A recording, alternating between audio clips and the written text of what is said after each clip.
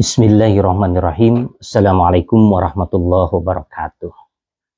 Saya sempat ditanya oleh beberapa kawan, bil khusus di kelompok non-Nahdiyin terkait dengan Islam Nusantara. Mari kita bahas terkait dengan Islam Nusantara ini. Tentu saja, kenapa harus ada terminologi baru dalam Islam Nusantara? Memang dilihat dari multidisipliner, Islam Nusantara mengandung beberapa dampak, bisa negatif, bisa juga positif. Secara akademik, Islam Nusantara itu memiliki kajian akademik yang relatif khas di Indonesia, sehingga ini memungkinkan memiliki kajian-kajian yang khas dari Indonesia. Walaupun dalam beberapa pandangan, terutama yang belum paham, karena Islam Nusantara itu lebih cepat terkenal daripada kajian-kajian akademiknya, maka menimbulkan beberapa perdebatan. Wabil khusus, perdebatan terkait dengan terminologi Islam Nusantara yang dianggap sebagai piece a piece atau berhadapan atau dibentur-benturkan dengan Islam yang ada di Arab. Artinya ada Islam Arab versus Islam Nusantara versus Islam Malaysia dan seterusnya. Walaupun dalam beberapa hal dan beberapa kesempatan Islam Nusantara oleh warga NU dan pimpinan NU wabil khusus kepada Kiai Haji Said Agil Siraj sebagai pencetus di dalam muktamar ketiga-tiga bahwa Islam Nusantara adalah idopat bimakna fi, artinya Islam yang berada di Nusantara. Tentu saja Islam sebagai bagian dari produk kebudayaan memiliki ciri khas tertentu, memiliki perbedaan-perbedaan, walaupun secara prinsip Islam itu tetap saja sama, baik di Arab maupun di Nusantara apapun di dunia Islam yang lainnya. Tentu saja mari kita kaji apa saja yang menjadi permasalahannya. Pertanyaannya adalah kenapa mesti ada Islam Nusantara? Yang pertama, Islam Nusantara yang ada di Indonesia, bahwa Indonesia adalah bangsa yang plural, bangsa yang majmuk. Indonesia memiliki bahasa yang berbeda, budaya yang berbeda, dan juga asal-usul agama yang berbeda. Jika di Sunda ada Sunda Wiwitan, di Jawa ada Kaharing, di Kalimantan ada Kaharingan, di Jawa ada Suwung atau agama Kapitayan. Lalu di berbagai pulau kita memiliki perbedaan-perbedaan itu, yang tentu saja ini bisa dianggap sebagai agama, juga bisa dianggap sebagai budaya. Yang kedua, Islam itu tak memiliki ajaran baku tentang negara, sehingga menggunakan politik apapun, asal memiliki nilai-nilai Islam, itu Islam menjadi bungkus atau Islam menjadi ruh dari tata negara yang ditentukan. Seperti kita di dalam demokrasi kita, tentu saja tidak ada teks-teks atau naskah-naskah yang menyebutkan terkait dengan demokrasi, tetapi Islam itu berkelindan dengan demokrasi itu sendiri. Lalu juga bahwa pelaksanaan ajaran agama merupakan tanggung jawab masyarakat, bukan negara. Sehingga agama itu lebih difokuskan dan lebih dirawat oleh civil society, bukan oleh negara. Bahkan negara wajib hadir dan adil terhadap semua warga negara. Oleh sebab itu, tentu saja Islam Nusantara bukanlah sebuah teknologi yang harus diperdebatkan. Islam Nusantara sejatinya itu harus menjadi kajian yang ilmiah.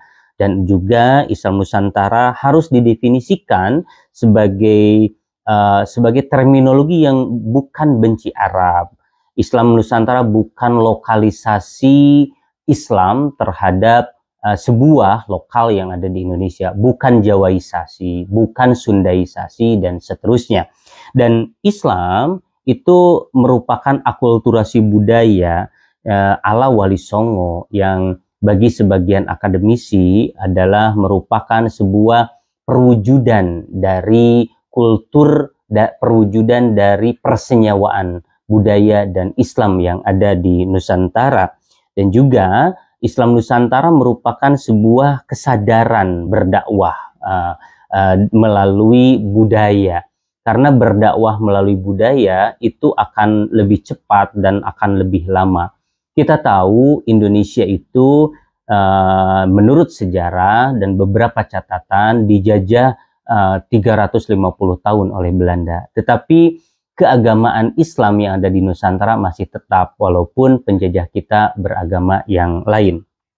Oleh karena itu, mari kita kaji kenapa Islam Nusantara itu begitu penting di dalam kehidupan berbangsa dan bernegara. Yang tentu saja kita harus mengakui bahwa Islam Nusantara bukan jenis Islam, tetapi jenis kajian bahwa di Nusantara ada sebuah agama Abrahamik atau Ibrahimiyah atau Semitik yang memang berkelindan dan memiliki sinkretisme yang unggul ya, di dunia ini bernama Islam Nusantara. Mari kita kaji apa saja yang menjadi alasan bahwa Islam itu memang patut diterima oleh kita. Mari kita lihat, jika Islam itu memiliki sumber, maka ada dua sumber. Ada sumber yang primer, yakni adalah Quran dan Sunnah.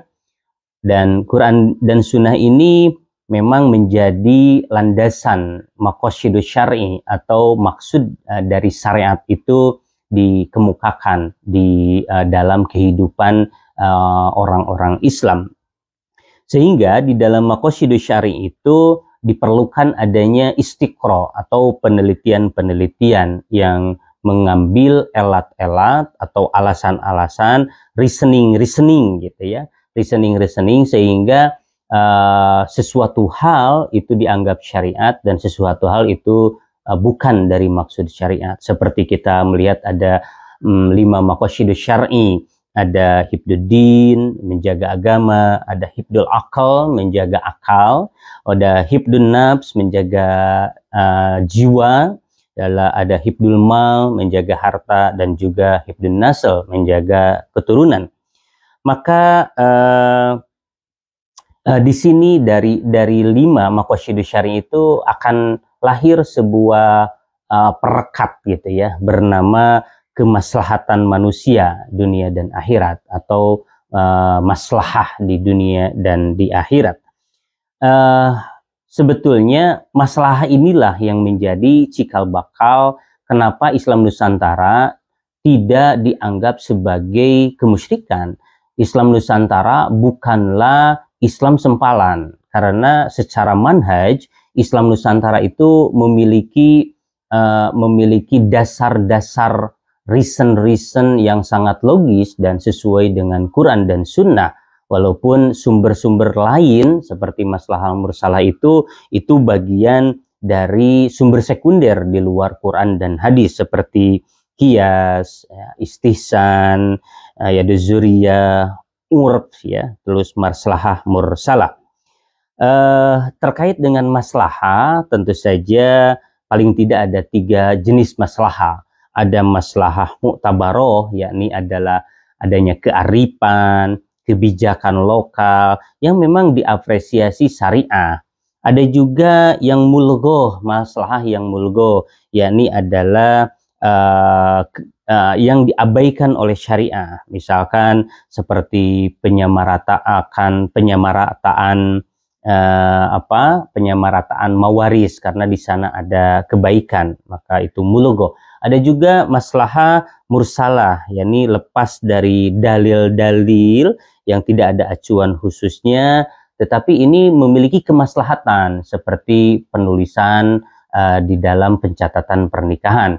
Jadi dalam konteks syariat itu tidak memiliki dasar yang acuan yang sifatnya dinas gitu ya.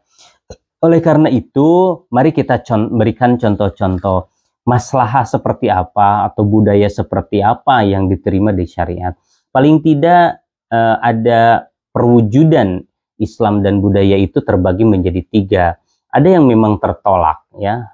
Misalkan dulu itu wanita Arab ditolak oleh syariat Islam karena wanita Islam itu boleh untuk memiliki suami 10 orang. Sehingga ini tertolak karena Islam tidak menganut ajaran poliandri. Islam hanya menganut ajaran poligami. Sehingga di dalam dakwahnya seperti Sunan Kalijaga itu mengubah sang dewi yang asalnya poliandri menjadi poligami. Ada juga Islam dan budaya itu direvisi oleh Islam, ya, direvisi oleh Islam. Seperti di Arab itu ada ketika tawaf, karena tawaf merupakan tradisi yang turun-temurun dari Abrahimia sampai kepada Rasulullah diangkat menjadi nabi, lalu direvisi lah ketika tawaf itu bertelanjang, karena dulu itu tawaf itu bertelanjang, maka diganti dengan kain ihram. Seperti juga di Indonesia misalkan ada sedekah bumi, ya, sedekah itu bagus, namun ketika sedekah itu tidak bermanfaat, maka diubah, direvisi dari sedekah bumi ke laut saja, atau sedekah bumi dikubur hidup-hidup dan seterusnya, diganti menjadi sedekah liwetan, itu dibagikan kepada fakir miskin. Dan juga ada antara Islam dan budaya itu setuju gitu ya, terkait dengan antara Islam sebagai syariat dan juga budaya. Misalkan seperti pakaian Arab ya yang misalkan bercadar atau nikob atau berkerudung dan seterusnya, sehingga pakaian Arab itu menjadi salah satu bagian dari syariah. Seperti di Indonesia itu seringkali diutamakan berziarah kubur gitu ya, lalu zikrul maut, sehingga ada dilembagakan seperti tahlilan dan seterusnya. Jadi itu beberapa bagian alasan bahwa Islam Nusantara itu penting dan juga bukan bagian dari hal yang perlu diperdebatkan dan juga ditolak, bahwa Islam Nusantara perlu didiseminasikan dan disosialisasikan kepada seluruh umat Islam, itu tentu saja diperlukan.